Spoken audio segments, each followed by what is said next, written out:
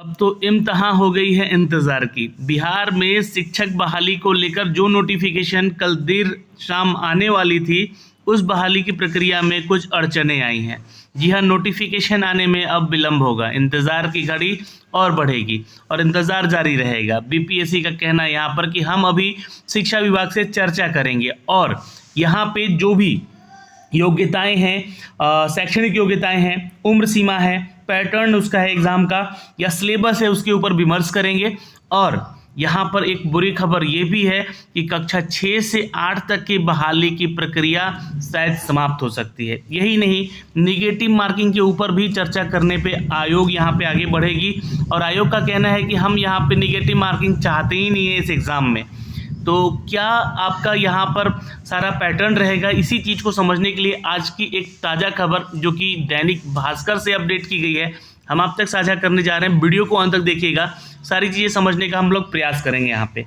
चलिए दोस्तों, उन सभी न्यूज़ पे ले चलते हैं जहाँ इस बहाली की प्रक्रिया के बारे में सारा डिटेल दिया गया है। और चैनल पे आप नए हैं तो आपसे एक छोटी सी रिक्वेस्ट है कि अभी चैनल को सब्सक्राइब कीजिए ताकि इस टीचर बहाली से रिलेटेड और अन्य बहाली की नई प्रक्रियाओं से रिलेटेड नई वैकेंसी का नया अपडेट हम आप तक पहुंचा सकें। दूसरी चीज़, यहाँ पे नई बहाली की प्रक्रियाओं में शिक्षकों की भर्ती को लेकर एक नया अपडेट इस वीडियो में भी है, तो वीडियो को अंत तक ज़रूर देखिएगा। चलिए सीधे लिए चलते हैं खबरों पे। तो ये है खबर आज के दैनिक भास्कर का 19 मई का ये नया अपडेट है।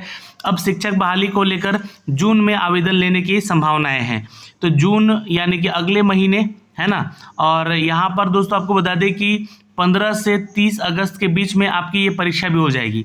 यानी कि जून में नोटिफिकेशन अगर आ भी गया या अगले हफ्ते आ भी गया नोटिफिकेशन, तो यहाँ पे 15 से लेकर 30 अगस्त के बीच में आपका एग्ज़ाम हो जाएगा। यानी कि समय का आपको बहुत ही ज़्यादा अभाव रहेगा यहाँ पे परीक्षा की तैयारी में। तो आप छात्र जो है तैयारी जो कर रहे हैं अपने उस सिलेबस पैटर्न पे जो कि अभी तक दिया गया है उस पे आप लगे रहें, तैयारी करते रहें। लेकिन यहाँ पर आयोग ने यह भी कहा है कि हम लोग विमर्श कर रहे हैं शैक्षणिक योग्यताओं पर, उम्र सीमाओं पर और एग्ज़ाम के पैटर्न पर। तो हो सकता है कि जब एग्ज़ाम के पैटर्न में कुछ बदलाव होगा तो यहाँ पे आपके सिलेबस में भी कुछ बदलाव देखने को मिल सकता है। लेकिन जो भी चीज़ें आपके एक पेपर को देकर, जो कि जीएस पेपर है हमारा, उसको लेकर अगर आप तैयारी कर रहे हैं तो लगे रहिए और बीपीएससी के पैटर्न पर ही जो एग्ज़ाम में क्वेश्चन पूछे जाते हैं उसकी तैयारी करते रहें, क्योंकि वो एग्ज़ाम तो होगा ही। यहाँ पर शिक्षा विभाग से एक बार और विमर्श करेगा बीपीएससी, ऐसा कहना है आयोग का यहाँ पर। तो ये बहाली की प्रक्रिया और विलंब हो सकती है। कक्षा 1 से 12 में 1,70,000 शिक्षकों की भर्ती के लिए अगले हफ्ते ही वैकेंसी जारी की जा सकेगी। ऐसा इसलिए है क्योंकि बीपीएससी शिक्षक भर्ती के लिए अभ्यर्थियों की शैक्षणिक योग्यता, उम्र सीमा और परीक्षा का पैटर्न पर शिक्षा विभाग से विमर्श करेगा।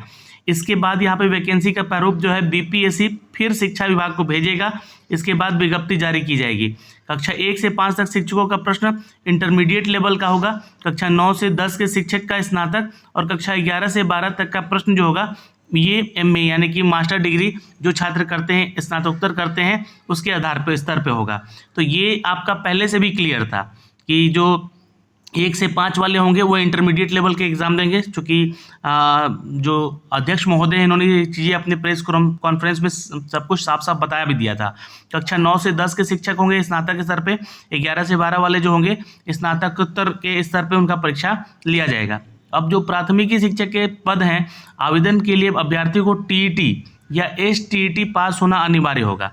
ये क्लियर हो चुका है, आपको मैंने पहले भी इसके एग्ज़ाम के पैटर्न पे बताया था कि आपका टीईटी क्लियर होना चाहिए या एसटीईटी क्लियर होना चाहिए, ये ध्यान रखिएगा, है ना। यहाँ पे भी लिखा गया है टीईटी या एसटीईटी पास होना अनिवार्य होगा, जबकि उच्च और उच्चतर माध्यमिक कक्षा के लिए शिक्षक पद के लिए एसटीईटी उत्तीर्ण होना जरूरी होगा और उच्च और उच्चतर माध्यमिक स्कूलों के लिए उन विषयों की ही वैकेंसी जारी होगी जिस विषय में 2019 में एसटीईटी हो चुकी है।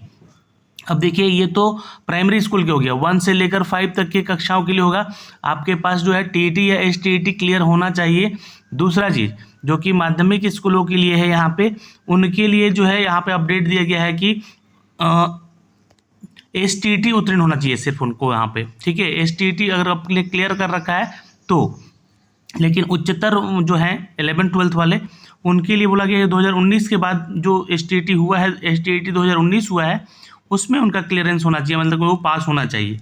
जून में आवेदन लेने के बाद 15 अगस्त से लेकर 30 अगस्त के बीच परीक्षा होगी।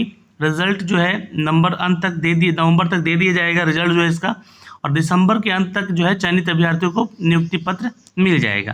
तो दिसंबर तक ये पूरी प्रक्रिया चलेगी, लेकिन इसी बीच जो आपका एग्ज़ाम होगा ये 15 से लेकर 30 अगस्त के बीच में, ये कभी भी डेट इसके दिए जा सकते हैं, तो इसकी तैयारी में आप लगे रहें। अब यहाँ पे दूसरा जो चर्चा चल रहा है दोस्तों, बीपीएससी नेगेटिव मार्किंग को लेकर पक्ष में नहीं था, शिक्षा विभाग को ये अधियाचना दी गई है। यहाँ पे बता दें कि बीपीएससी संयुक्त प्रतियोगिता परीक्षा जिस तरह से नेगेटिव मार्किंग का पैटर्न है शिक्षक नियुक्ति के लिए, वैसा भी पैटर्न तय किया गया है। शिक्षा विभाग नेगेटिव मार्किंग के पक्ष में नहीं था। अभी बीपीएससी 2 घंटे में 150 वस्तुनिष्ठ प्रश्न के पक्ष में है, जबकि शिक्षा विभाग जो है 2 घंटे में 100 वस्तुनिष्ठ प्रश्न के पक्ष में था। शिक्षा विभाग का क्वालिफाइंग पेपर भी के पक्ष में नहीं था, और वैसे परीक्षा पैटर्न तय करने का अंतिम अधिकार बीपीएससी को होगा। तो यहाँ पे देखिए 2 चीज़ें, शिक्षा विभाग चाहता है कि 100 क्वेश्चन का ही पेपर रहे, और यहाँ पे बीपीएससी बोलता है कि 2 घंटे में 150 क्वेश्चन पूछेंगे और नेगेटिव मार्किंग हम नहीं रखेंगे। लेकिन शिक्षा विभाग बोलता है सिर्फ 100 क्वेश्चन वाला ही पैटर्न रखा जाए यहाँ पे। और शिक्षा विभाग जो है यहाँ पे जो क्वालिफाइड नेचर का हिंदी जैसे भाषा वाला जो पेपर है उस पेपर को हटाने की बात कर रहा था। तो ये दोनों के बीच में जो भी विवाद है अभी इस विवाद को क्लियर किया जाएगा, इसलिए यहाँ पे समय लिया गया है।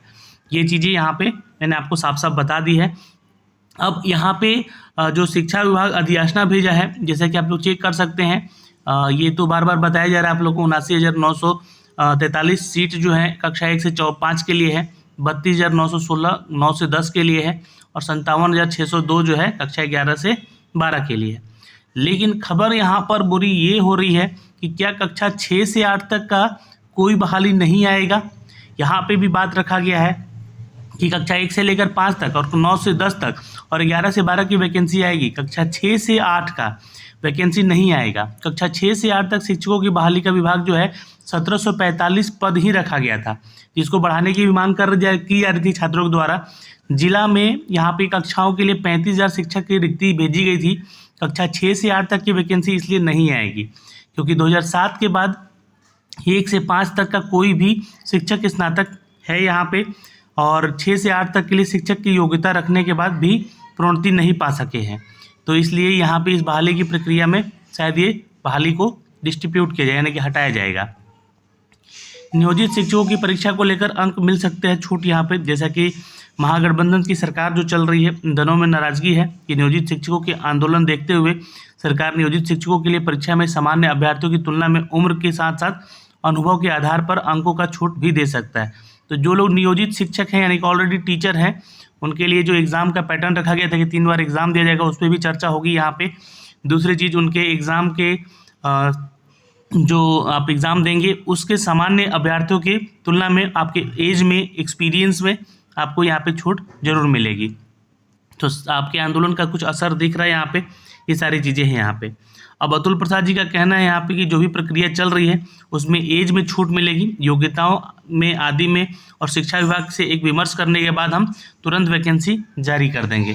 तो ये अपडेट आया है दोस्तों आज के इस न्यूज़पेपर में, और ये सारी खबरें जो हैं हमने आपको बताई हैं निगेटिव मार्किंग को लेकर, कक्षा 6 से 8 तक की बहाली क्यों नहीं आएगी, और नियोजित शिक्षकों के बारे में, और आयोग का जो वैकेंसी का प्रारूप है अब नया तैयार होकर आएगा, जहाँ पे आपको योग्यता, उम्र सीमा और एग्ज़ाम पैटर्न बदला हुआ दिखाई दे सकता है। 15 से 30 अगस्त के बीच में आपका परीक्षा होगा, इसलिए आप तैयारी में लगे रहें। आपके कोई भी डाउट है इस परीक्षा को लेकर, आप प्लीज़ कमेंट सेक्शन में कमेंट ज़रूर कीजिएगा।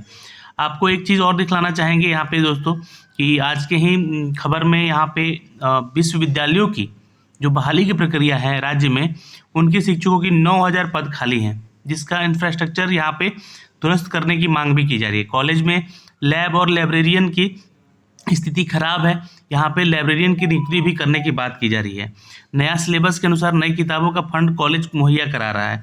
तो यहाँ पे 9,000 पदों का जो अपडेट दिया गया है, इसमें अतिरिक्त विषयों के लिए शिक्षक भी नहीं हैं। सीबीएसई के तहत बहुत सारे एक्स्ट्रा विषयों पर पढ़ाने के लिए कॉलेज में अतिरिक्त शिक्षक यानी कि जो एक्स्ट्रा टीचर आते हैं वो भी नहीं है। यहाँ पे इन सभी के ऊपर सरकार को, आयोग को समझना चाहिए, देखना चाहिए, और नई बहाली की प्रक्रिया यहाँ भी निकालने की मांग भी की जा रही है। लगातार छात्र जो है इसके लिए विरोध भी कर रहे हैं, आंदोलन भी कर रहे हैं। नियमित शिक्षकों और कर्मचारियों का 55% पद अभी खाली है, जहां पर 10,056 असिस्टेंट प्रोफेसर पद खाली हैं और लेकर 6,000 तक। रीडर और प्रोफेसर के कुल 3,000 पद खाली है। यहाँ पे शिक्षक के कुल 9,000 पद खाली हैं। 3 दशक से नहीं हुई है इनकी बहाली का सृजन। वर्तमान में 2264 गेस्ट फैकल्टी पढ़ा रहे हैं और कर्मचारी जो है 4500 पद यहाँ पे खाली है। तो एक बड़ा तबका जो है विश्वविद्यालयों के टीचिंग को लेकर यहाँ पे जो अपडेट किया गया है, इसमें भी नई रिक्रूटमेंट देखने को मिल सकती है दोस्तों। तो ये अभी इंतज़ार किया जा रहा है, ये बहाली की प्रक्रिया खत्म होगी तो विश्वविद्यालयों में भी नई शिक्षकों की भर्ती को लेकर आपके नए अपडेट देखने को मिल सकते हैं। तो ये अपडेट भी एक बहाली की प्रक्रिया का हिस्सा है, इसलिए मैंने आप तक साझा करने का छोटा सा प्रयास किया दोस्तों। तो फिलहाल अभी इस पर चर्चाएं होंगी, नई वैकेंसी का रोस्टर तैयार करके आपको क्लियरेंस देकर यहाँ पे नए पद का सृजन किया जाएगा। अभी इसमें इंतज़ार और करना पड़ सकता है। फिलहाल एक खबर और दे दें आपको कि बिहार दरोगा बहाली को लेकर, जी हाँ, अब आपके लिए जो भी बिहार पुलिस अवर सेवा का जो एड्रेस है वो बदल चुका है। आयोग के कार्यालय का पता परिवर्तन संबंधित सूचनाएं यहाँ पे बदल चुकी हैं। जी हाँ, आपको सूचित किया जाता है कि बिहार पुलिस अवर सेवा आयोग पटना दिनांक 25 मई से जो नवनिर्मित भवन है, ये सरकारी भवन है और ये अब आपको इसका पता निम्नवत है, देख सकते हैं 5 हार्डिंग रोड पटना, दूरभाष संख्या, फैक्स संख्या यहाँ पे आपको दिया गया है। अब ये जो है नया जो है इनका भवन 25 मई से यहाँ हो जाएगा। आयोग के कार्यालय का पता बदल चुका है। तो बिहार में पहली मांग यहाँ पे दरोगा बहाली को लेकर ये पूरी करी गई कि इसका एक खुद का अपना भवन, सरकारी भवन होना चाहिए। ये प्राइवेट भवन में अभी तक ये कार्य इसका चल रहा था, तो ये यहाँ पे कंप्लीट हो चुका है। 25 मई से आप लोग बिहार में पुलिस अवर सेवा आयोग के जो भवन है उसका एड्रेस बदल जाएगा और नई बहाली की प्रक्रिया आपको अब यहीं से देखने को मिलेगी। तो बिहार में दरोगा बहाली का इंतज़ार कर रहे हैं छात्र जो हैं, अब इंतज़ार की घड़ी समाप्त होने वाली है। जल्द ही आपको नए नोटिफिकेशन देखने को भी मिलेंगे इसी जून महीने में। जय हिंद दोस्तों, मिलेंगे आपसे अगले वीडियो में। तब तक के लिए कोई भी आपका डाउट हो कमेंट सेक्शन में कमेंट करके ज़रूर पूछिएगा।